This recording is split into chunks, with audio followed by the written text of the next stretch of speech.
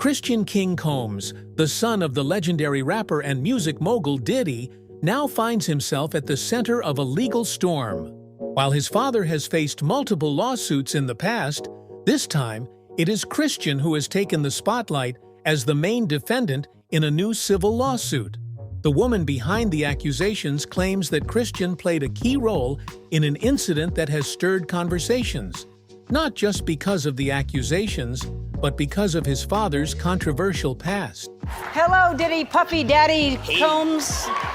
Hey. Love. It's love now, right? Love, yes. So is it brother love or love? No, it's just love. It's enough brother in me. The ancient saying, "The apple never falls too far from the tree," seems to resonate deeply with the story of Christian King Combs, the son of rap icon Diddy. As his father, Sean Combs, famously known as Puff Daddy, faces a barrage of lawsuits. Christian has now stepped into the spotlight with his own legal troubles. The echoes of his father's controversies have followed Christian, almost as if history is repeating itself. In recent weeks, both father and son have made headlines, caught in the tangled web of legal battles, with Christian seemingly following in the footsteps of the very man who shaped his legacy. The story took a dramatic turn when a woman named Grace Omar came forward with serious allegations against Christian King Combs.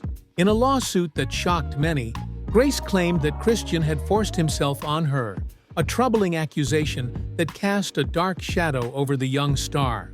But the allegations didn't stop there. Grace also revealed that his father, Sean Diddy Combs, had similarly forced himself on her during a 2022 encounter on a yacht. According to the lawsuit, Grace had once worked on this very yacht, owned by Diddy, where both incidents allegedly occurred.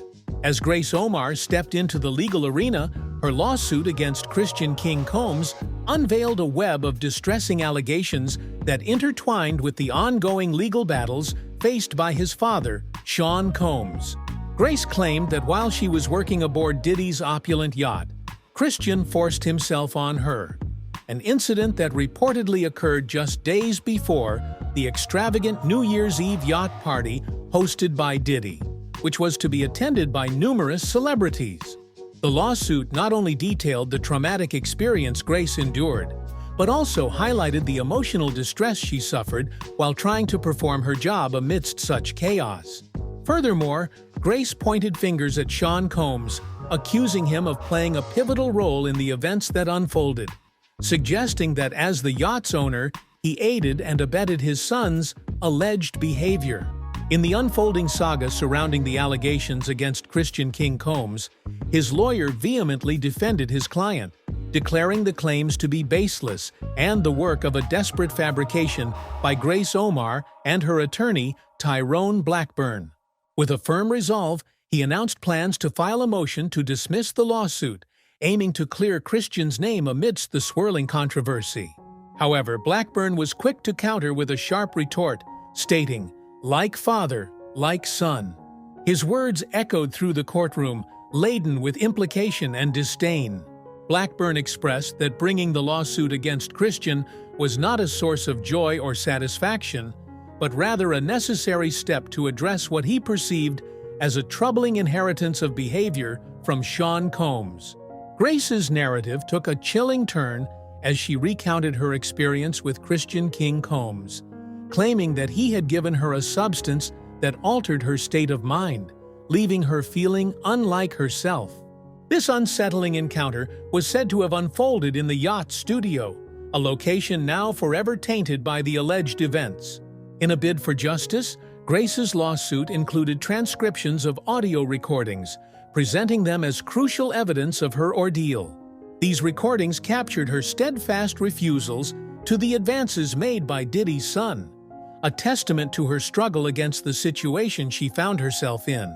Furthermore, the lawsuit asserted that these recordings had been made by one of Diddy's record producers, who was present during the incident, adding another layer of complexity to the case.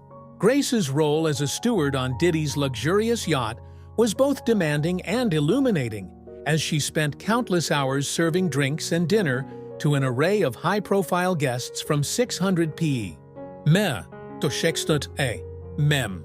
Within the glimmering confines of the yacht, she observed a seemingly endless parade of escorts and celebrities, each bringing their own brand of glamour and chaos. However, beneath the glitzy surface, Grace noticed a troubling pattern. The women who arrived would sip on the drinks provided, only to quickly succumb to a state of extreme intoxication. Her lawsuit alleged that these drinks were not merely refreshing cocktails, but were, in fact, spiked, shedding light on the alarming reality behind the revelry. On the fateful day of the incident, Grace received word that Christian King Combs, Diddy's son, was set to join the lively gathering on the yacht, accompanied by Rodney Lil Rod Jones, Diddy's producer. The atmosphere buzzed with anticipation as they were slated to record a song in the yacht's makeshift studio. However, as Grace recalled the moment they stepped aboard, it became clear that their arrival was anything but routine. Both Christian and Lil Rod appeared to be intoxicated, their laughter echoing through the lavish space. But it was Christian's gaze that unsettled her the most. He looked at her with an inappropriate intensity that made her uneasy, casting a shadow over what was meant to be a night of creativity and celebration. As the evening wore on, the atmosphere shifted subtly, yet ominously. Christian began pressuring Grace to take shots of tequila, his insistence growing more forceful with each passing moment. Reluctantly, she complied with the first shot, but it didn't take long for the playful encouragement to morph into something more menacing. Each time she hesitated, Christian's demeanor grew increasingly aggressive, a palpable tension brewing between them. With each shot she reluctantly accepted, Grace could feel the effects swirling through her, dulling her senses and clouding her judgment. It was at this moment, as the world around her began to blur, that a chilling suspicion crept into her mind. The tequila wasn't just strong, it felt tainted, manipulated in a way that stripped her of her control and left her vulnerable in a setting that was supposed to be celebratory. At that moment, the atmosphere shifted dramatically as Christian began to invade Grace's personal space, his touches turning inappropriate as he reached for her in ways that made her uncomfortable. Despite his advances, Grace stood her ground, firmly rejecting him with each unwanted gesture. Quick on her feet, she devised a clever strategy to regain control of the situation. With a calm facade, she suggested she needed to inform a crew leader that she would be staying with him for the night. The response from Christian was revealing as he inquired, "Who can I talk to? I'm going to say I requested you right now." Grace seized the opportunity to assert herself, replying with a sharp wit, "Well, you can take your hand off my behind for starters." After successfully creating a moment to escape, Grace found a brief sense of relief as she managed to leave the studio. However, her reprieve was short-lived. Christian soon tracked her down. His demeanor shifted from casual to insistent as he demanded that she find him a place to sleep. In a bid to keep the situation from escalating further, she directed him to the yacht's cinema, hoping the quiet space would deter any inappropriate behavior. But once they arrived, Christian's intentions became all too clear. He abruptly blocked her path, grabbing hold of her and forcibly starting to remove her clothes. The second encounter escalated dramatically, as Grace recounted in her lawsuit. Christian approached her, visibly aroused, and without warning he seized her arms, attempting to coerce her into performing oral sex. Panic surged through her as she fought back, desperately trying to distance herself from his grasp. In the midst of their struggle, the door suddenly swung open and someone walked in. At that moment, a wave of embarrassment washed over Grace, amplifying her distress. She felt exposed and vulnerable, caught in a nightmarish scenario that she had fought so hard to escape. In the aftermath of the harrowing incident, Grace found herself engulfed in a whirlwind of panic attacks that left her feeling trapped in a cycle of fear and despair. The emotional turmoil grew so intense that she contemplated ending her life, overwhelmed by the weight of her experiences. Meanwhile, Christian King Combs, like his father, Diddy, faced similar accusations from women in the past, casting a shadow over his reputation. Diddy, however, remained steadfast in his denial of these allegations, asserting that the women were merely seeking monetary gain and attempting to tarnish his name. As the storm of legal battles continued to swirl around Sean Diddy Combs, the tension escalated to a point where the Department of Homeland Security took action, raiding his homes. Video footage captured the chaotic scene, revealing Diddy's sons inside the residence, caught in a whirlwind of anxiety as law enforcement descended upon their home. With drones buzzing overhead and militarized police vehicles lining the streets, the atmosphere was tense and oppressive. The self-proclaimed bad boy for life was conspicuously absent, leaving his sons to face the unsettling scrutiny alone. Just a week after the Department of Homeland Security's unsettling raid on Diddy's homes, Misa Hilton, the mother of two of his sons, took a stand that reverberated through social media. With a heavy heart and an unwavering resolve, she shared harrowing footage of the incident online, revealing the distressing reality her boys faced during the chaotic event. In the video, Justin Dior Combs and Christian King Combs were shown with heavy weapons aimed at them, the threat of violence palpable in the air. Misa, fueled by a mix of anger and protectiveness, expressed her outrage on social platforms, declaring, "The force used against my sons, Justin and Christian, is deplorable. If these were the sons of a non-black celebrity, they would not have been handled with the same aggression." Her words echoed not only her personal anguish, but also a broader commentary on systemic issues, shining a light on the disparities in how individuals are treated based on race and celebrity status. In the wake of the distressing events, Misa Hilton's words resonated with a potent mix of anguish and determination.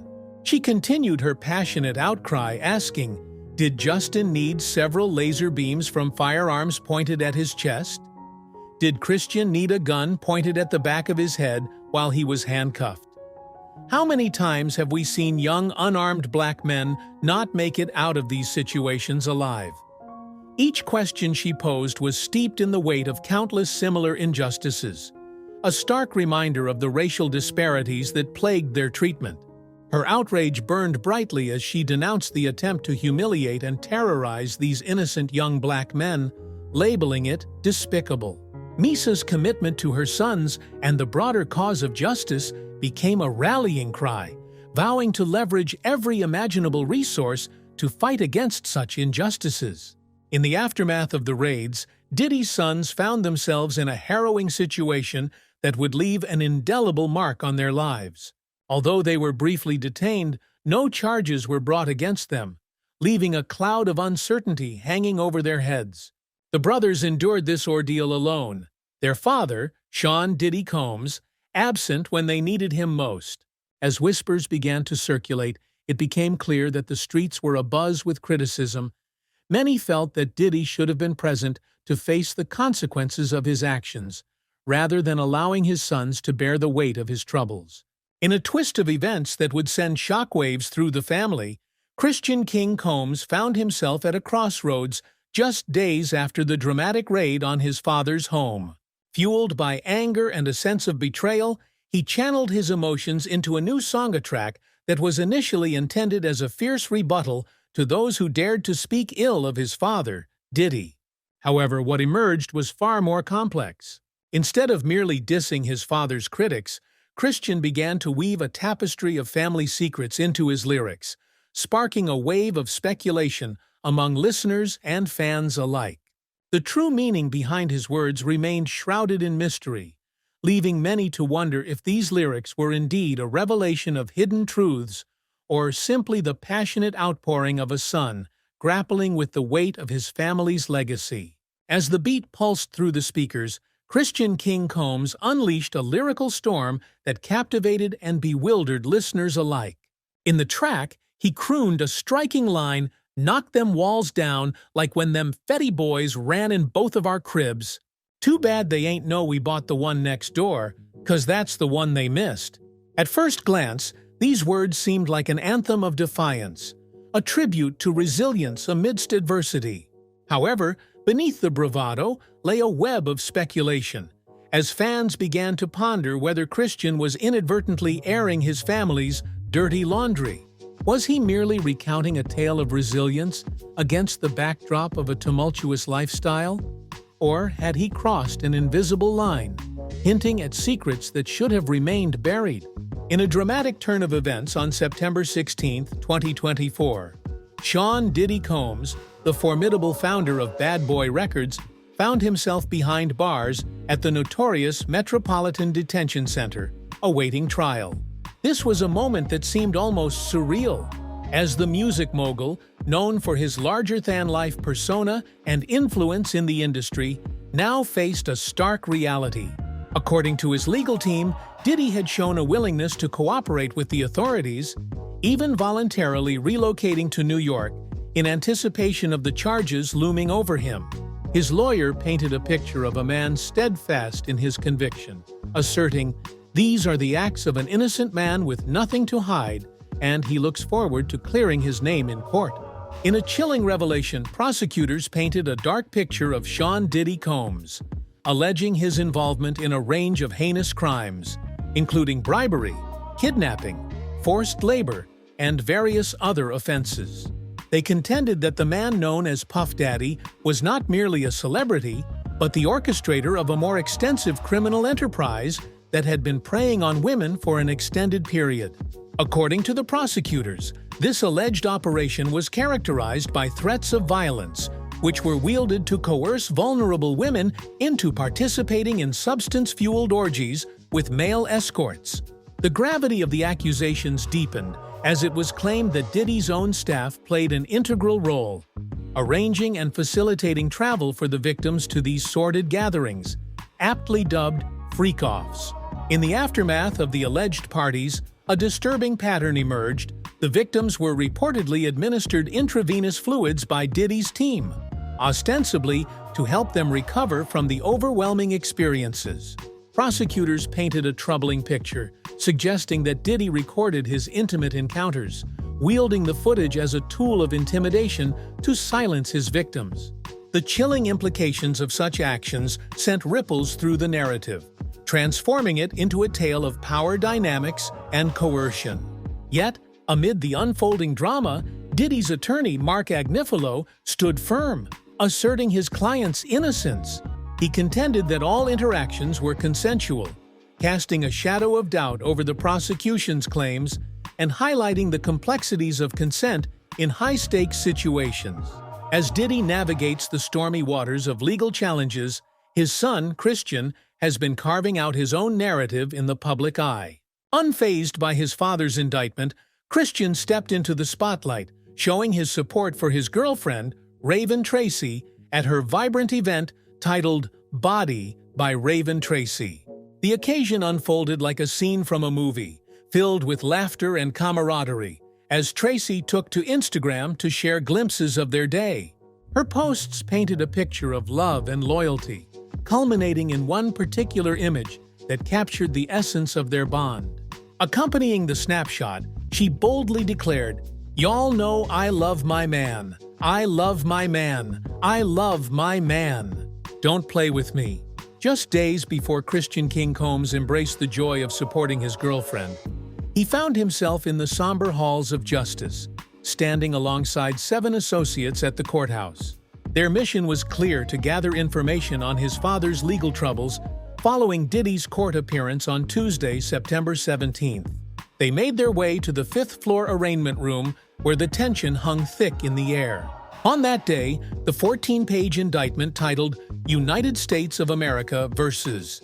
Sean Combs was unsealed, shedding light on the gravity of the situation. The document detailed 3 serious charges against the music mogul. The first count, racketeering conspiracy; the second count, sex trafficking by force, fraud, or coercion; and the third count, transportation for commercial sex work. In the unfolding narrative of Sean "Diddy" Combs, the recent indictment painted a grim picture of his alleged activities, revealing a web of illicit operations anchored in his prominent properties across Manhattan and Los Angeles. The indictment specifically highlighted entities such as Combs Global, Combs Enterprises, and Bad Boy Entertainment as pivotal sites for these actions. Among the serious allegations, it was claimed that Diddy physically assaulted Cassandra Ventura, a chilling detail that underscored the severity of the situation. Furthermore, the indictment accused him of employing his staff personal security and high-ranking supervisors as enforcers within his unlawful endeavors, effectively orchestrating a system of intimidation and control. As the storm of legal troubles gathered around Sean Diddy Combs, the fallout began to ripple through his high-profile social circles, leading many celebrities to reassess their connections with him. This became evident during his extravagant 54th birthday celebration at Lavo Restaurant in London in 2023. The night sparkled with glamour, drawing a guest list that included luminaries like Naomi Campbell and Janet Jackson. Initially, the atmosphere was lively, with both women sharing joyful snapshots with Diddy on their social media, capturing the festive spirit of the evening. However, the mood shifted dramatically just days later when Diddy's former girlfriend, Cassandra Ventura, known as Cassie, filed a lawsuit against him, detailing a series of serious allegations. In the wake of this unsettling development, both Janet and Naomi swiftly erased the photos they had previously shared with Diddy, illustrating how quickly the tide can turn in the world of fame, as friendships are tested against the backdrop of scandal and controversy. While the swift removal of photos with Diddy from social media might have seemed like a clear sign of disapproval, it also ignited a flurry of rumors about the connections between Janet Jackson, Naomi Campbell, and Diddy's controversial behavior. Whispers spread through celebrity circles, hinting that their distancing might not be as straightforward as it appeared. Speculation arose regarding Naomi's prior involvement with the Epstein case and Janet's vocal defense of her late brother, Michael Jackson, during his troubling allegations involving minors. Some suggested that this shared history of navigating scandal might have positioned them as potential intermediaries for Diddy, complicating the narrative further. As the heat of Diddy's escalating legal troubles intensified in September 2024, a ripple effect spread through the celebrity community, prompting notable figures to reevaluate their presence on social media. Usher and Pink, for instance, reportedly took the significant step of deactivating their ex, formerly Twitter accounts, signaling a growing discomfort with the online climate. In a candid moment on The Carrie and Tommy Show, Pink opened up about her own struggles, revealing that she had been the target of multiple death threats and had endured what she termed an avalanche of negativity online. She contrasted her initial experiences on the platform, which had once fostered positive connections, with the current toxic atmosphere that she felt was detrimental to mental health. "I've had so many beautiful experiences on Twitter and made so many wonderful connections that I would never have had otherwise," she lamented. But that's not what Twitter is anymore. Now it's just a cesspool of unhappy people that go on there to dump. It's just not good for your mental health. In a surprising turn of events, Usher re-emerged on social media after wiping thousands of posts from his Twitter account, revealing that he had been the victim of a hack. He addressed his followers with a candid message stating, "Account got hacked, and damn, y'all ran with it." However, rather than quelling the storm of speculation surrounding his relationship with Diddy, Usher's explanation only fueled the fire. Given his long-standing association with the music mogul, many followers met his defense with skepticism. Whispers and rumors circulated that Usher could be entangled in Diddy's alleged misdeeds, particularly in light of his recent Twitter activity. The unfolding controversy ensnared yet another celebrity, Meek Mill. On September 24th, he took to Twitter to voice his concerns and take a stand. In a bold proclamation, he wrote, "I want to hire an investigative team, $100,000 cash to find out every specific detail involving Meek Mill's name in the Diddy case. I also want them to look at who is powering the media involving Meek." His words resonated with urgency, reflecting his unease about the situation. He questioned the drastic distancing of other celebrities from Diddy, pondering the severity of the alleged freak-offs that had led to such an exodus. In the vibrant tapestry of 2018, Bad Boy Diddy's parties became the stuff of legend, often discussed with a mix of admiration and disbelief. On a memorable episode of The Breakfast Club radio show, The host playfully nudged Diddy about one particularly wild night when he reportedly passed out from excessive drinking. The host even aired a revealing audio clip from that chaotic evening where Diddy's slurred words echoed, "I like it when you like this, Daddy. Daddy, I like the way you're scrambling." At the time, this candid moment drew hearty laughter from both the host and the self-proclaimed bad boy for life. However, in the shadow of numerous lawsuits now haunting Diddy, this once humorous audio has taken on a darker significance, prompting many to revisit it with a critical eye, questioning the implications of such carefree revelry in light of the serious allegations now facing him. As the show unfolded, the host lightheartedly reminded Diddy of the infamous night in Miami when he had blacked out. Diddy, with a sheepish grin, admitted he had no recollection of the wild events that transpired. Sensing an opportunity for comedic relief, the host offered to help jog his memory. With a playful flourish, he played the audio clip, and the atmosphere shifted palpably. Diddy's demeanor changed as he began to squirm in his seat, the laughter from earlier fading into an uneasy silence. In a quiet, almost reluctant response, he murmured, "Hey, man," revealing a glimpse of the discomfort that lay beneath the surface of that carefree persona. The encounter between Charlamagne Tha God and Diddy in 2018 was just one chapter in a long history of interactions that sparked intrigue. Cast your mind back to 2010, a time when Diddy was riding high on the release of his album Last Train to Paris. Charlamagne had made waves by dubbing the album's tracks as shake-weight music, a label that didn't sit well with the music mogul. In a candid reflection, Charlamagne recounted the heated confrontation that ensued, recalling how Diddy exploded with anger, his voice echoing in the studio, "I'll never forget Diddy yelling and screaming at me."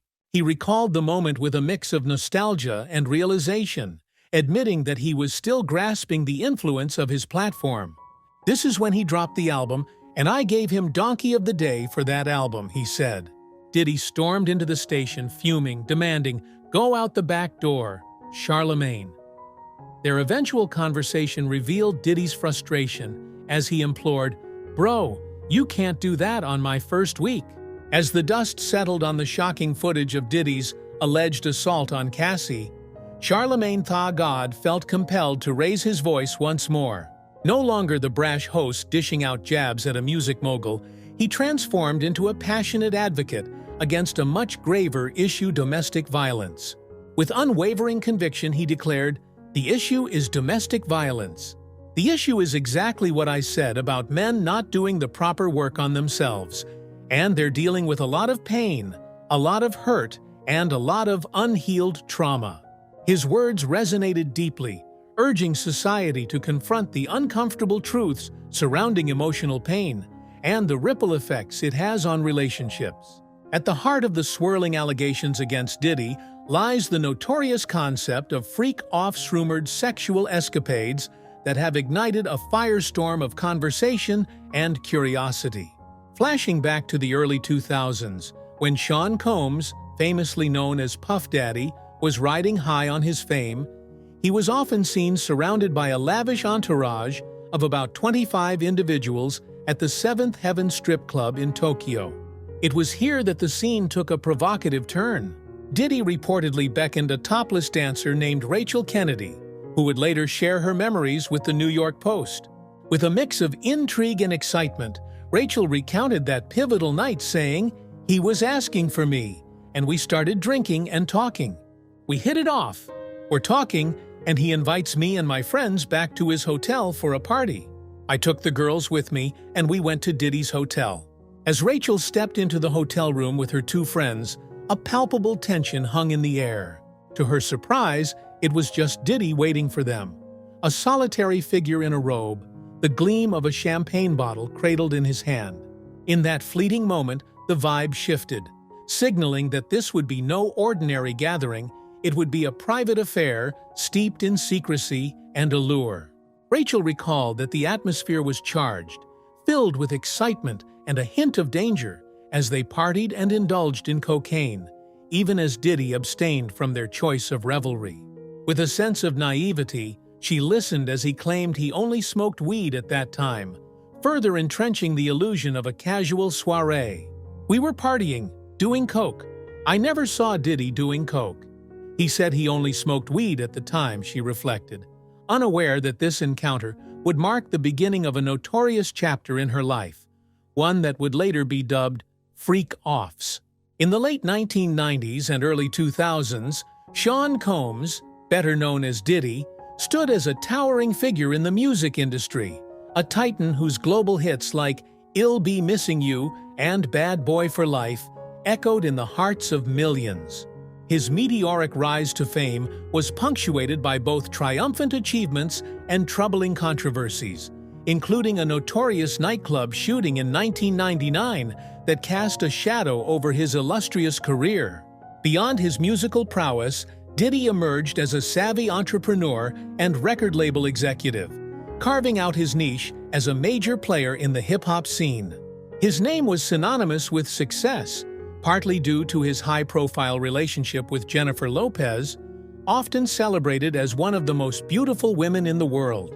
In a chilling recounting of a night that blurred the lines between fame and fear, topless dancer Rachel Kennedy recalled her unsettling experience at the hands of Sean Combs, known to the world as Diddy. It began innocently enough, with Diddy entertaining his guests by playing music videos of his then-girlfriend, Jennifer Lopez, in a lavish display of celebrity indulgence. But as the atmosphere shifted, Rachel remembered being drawn into a scene that would haunt her. "We went back into his bedroom and started having a freak-off. We were all on his bed. Right when we were done, he was still naked, and in comes his head of security. The tranquility of that moment shattered abruptly as Diddy's bodyguards stormed in, unleashing a wave of aggression against the women and demanding their immediate departure. What left Rachel reeling was Diddy's passive presence. He merely observed as his guests were subjected to mistreatment, an unsettling act that led her to suspect that this chaotic turn was all part of a premeditated plan. In the sanctity of Diddy's private bedroom, a space deemed off-limits to others, Rachel's brief encounter with the so-called freak-off turned into a traumatic memory that would linger long after she left. In the ever-evolving narrative of celebrity culture, a resurfaced video has reignited discussions about NBA superstar LeBron James and his connection to Diddy's controversial freak-offs. The video, which dates back to a 2020 Instagram Live session, captures LeBron in his unmistakably charismatic form, singing the praises of Diddy's infamous gatherings. With an infectious enthusiasm, he declared, "Hey, everybody knows, ain't no party like a Diddy party." Back in 2020, LeBron James' remarks about Diddy's parties seemed nothing more than a lighthearted compliment between two celebrities enjoying their success. At that time, Diddy's gatherings were viewed as extravagant and harmless fun, with no shadow of scandal looming over them. However, the narrative has shifted dramatically in the wake of recent events, transforming LeBron into a focal point of controversy for all the wrong reasons. Now, his name is inextricably linked to the questionable parties once hosted by Puff, not because of his illustrious career as an MVP in the NBA, but because of the swirling scandal surrounding Diddy. An ex-user aptly remarked, "The way this man's mouth always gets him into controversies is so hilarious," capturing the irony of how a seemingly innocent comment can spiral into a narrative fraught with implications. In recent weeks, the alleged freak-offs have drawn an array of names into the spotlight, with internet users eagerly connecting LeBron James to the unfolding drama.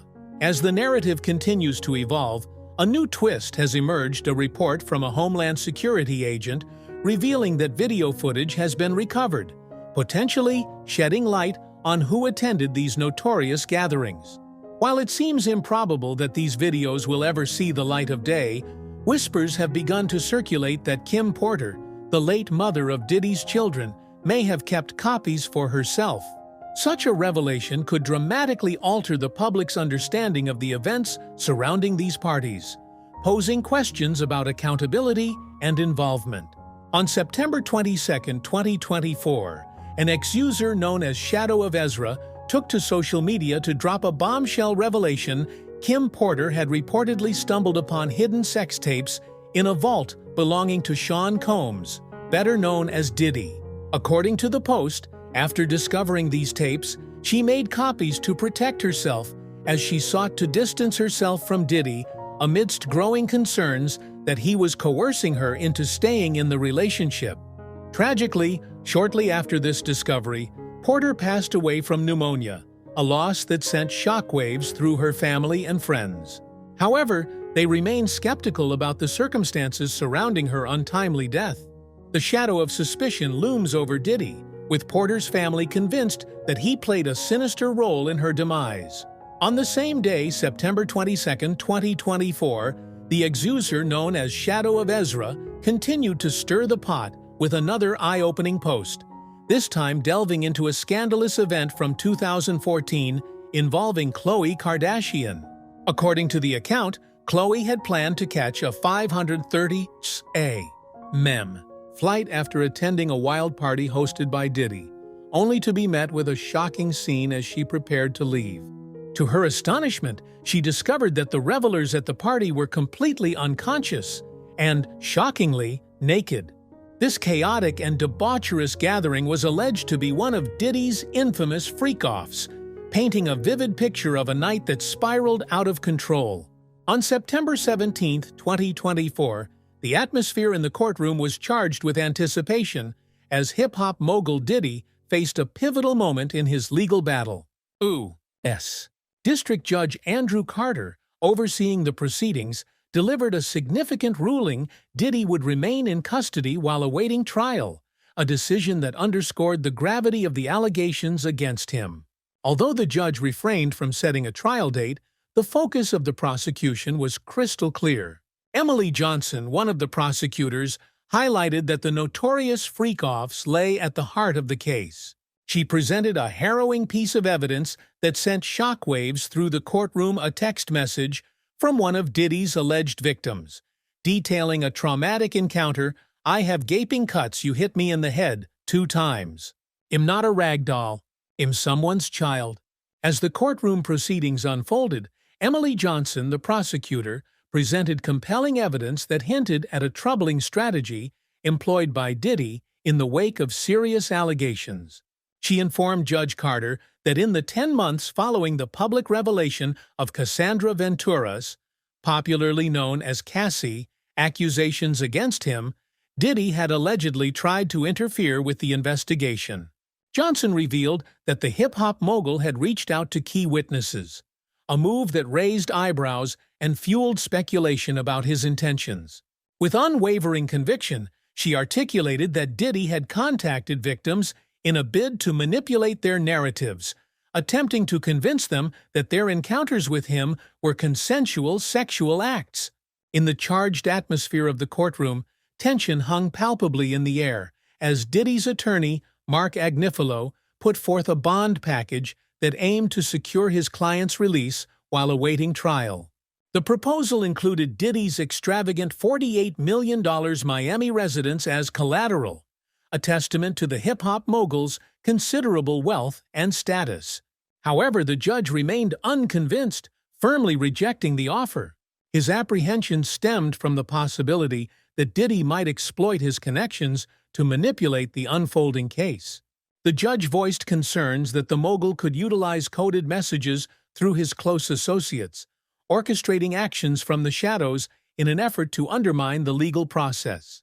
As the story unfolds, Sean Diddy Combs finds himself behind the cold, unyielding bars of the Metropolitan Detention Center in Brooklyn, New York, a facility notorious for its stringent security and infamous residents.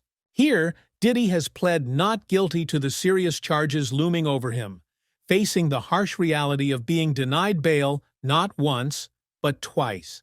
While he navigates the shadows of his incarceration, whispers circulate around the possibility that his son, Christian Combs, could step into the fray, potentially wielding influence in his father's ongoing legal battle. Observers speculate that Christian, possessing a blend of youthful ambition and shrewdness reminiscent of his father's, might maneuver in a way that alters the course of Diddy's case from the outside. Rumors buzz with the possibility that Christian could soon be joining forces with his father. As the stakes of this high-profile case continue to rise, creating a narrative fraught with familial loyalty, ambition, and the relentless pursuit of justice. In the swirling vortex of speculation surrounding Sean Diddy Combs, one thing becomes clear: the narratives emerging are fueled by whispers and conjecture. These are merely rumors, floating through the grapevine of public opinion, each one more tantalizing than the last. While the streets buzz with tales of potential influence and familial alliances, it's crucial to approach these stories with a discerning eye.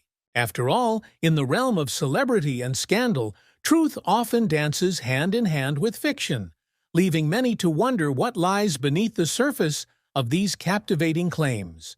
Thank you so much for watching our video. We appreciate your support and engagement as we navigate these intriguing stories together. If you enjoyed this video and want to stay updated on our latest content, please hit that subscribe button and turn on notifications. Your support helps us continue to bring you the best stories and updates from the world of entertainment. Thanks again, and well, see you in the next video.